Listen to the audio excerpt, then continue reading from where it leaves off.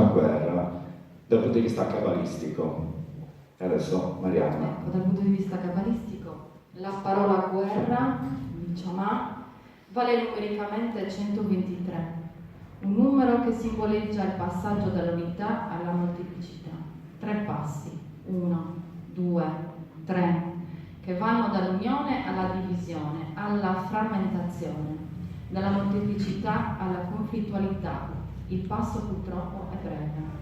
Inoltre il Shama viene dall'Ekhen, una chiara allusione alle cause sovente economiche delle guerre.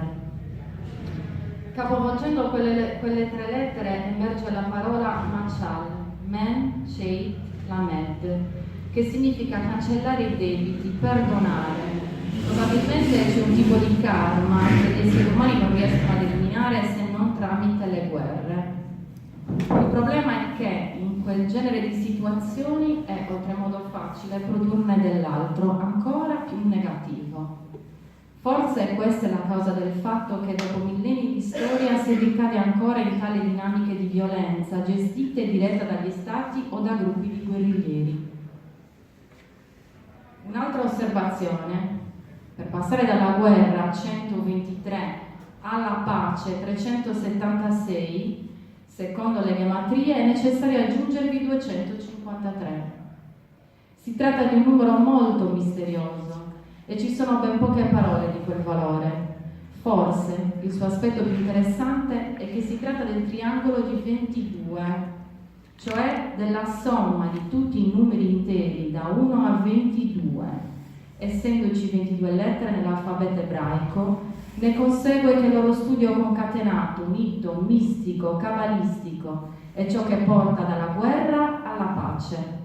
Oltre alle loro caratteristiche individuali, le lettere ebraiche possiedono un aspetto collettivo.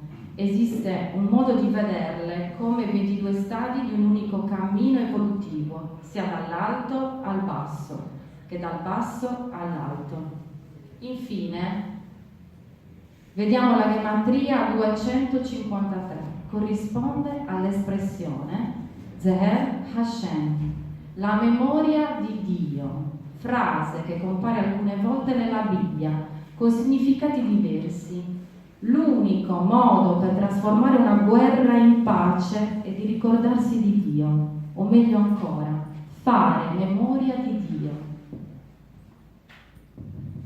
A seguito di questa visione cabalistica proseguiamo il nostro percorso con la visione yogica del maestro Yogi Bhajan.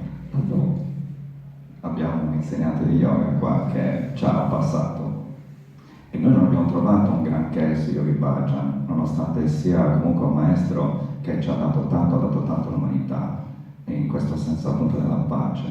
Ma abbiamo trovato un mantra che lui ripeteva appunto per dar luce e pace all'umanità e al mondo stesso.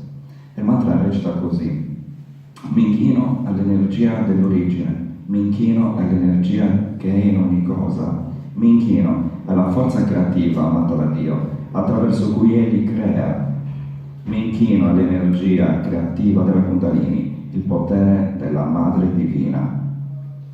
A seguito di questo non possiamo altro che far recitare o recitarci, più che far recitare, la visione della pace buddista dei tibetani, che è quella del Dalai Lama.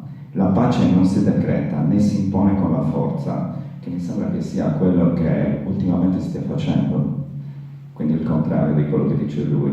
Frutto della compassione matura nel cuore umano per poi risplendere su tutto il mondo. Adesso c'è la visione appunto gnostica, che è l'ultimo passo che noi abbiamo intrapreso, che recita che cos'è la pace per il nostro venerabile maestro Samuel Aung Weor. La pace non può venire dalla mente perché non è della mente. La pace è il profumo delizioso del cuore tranquillo. La pace non ha nulla a che vedere con i progetti, la politica internazionale, l'ONU, l'OEA e i trattati internazionali e gli eserciti invasori che litigano in nome della pace. Se realmente si vuole la pace dobbiamo imparare a vivere come la sentinella in epoca di guerra, sempre allerta e vigili, con la mente pronta e duttile, perché la pace non è questione di fantasie romantiche o di bei sogni. Se non si impara a vivere in stato di allerta momento per momento, il cammino che conduce alla pace sarà impossibile, stretto, estremamente difficile e alla fine terminerà in un vicolo cieco. È necessario comprendere, è urgente sapere che la pace autentica del cuore tranquillo non è una casa in cui possiamo andare ed in cui ci aspetta felicemente una bella donna. La pace non è una meta, un luogo. Perseguire la pace, cercarla, fare progetti su di essa, lottare in suo nome, fare propaganda su di esse e fondare organismi per lavorare per esse è totalmente assurdo, perché la pace non è della mente. La pace è il profumo meraviglioso del cuore tranquillo. La pace non si compra, né si vende, né si può raggiungere con sistemi di pacificazione, di controlli speciali o di polizia. In alcuni paesi l'esercito nazionale va nelle campagne a distruggere il popolo, assassinando gente e fucilando presunti banditi, e tutto ciò in nome della pace. Il risultato di un simile procedere è l'aumento delle barbarie. La violenza origina violenza, l'odio produce più odio, la pace non si può conquistare, la pace non può essere il risultato della violenza.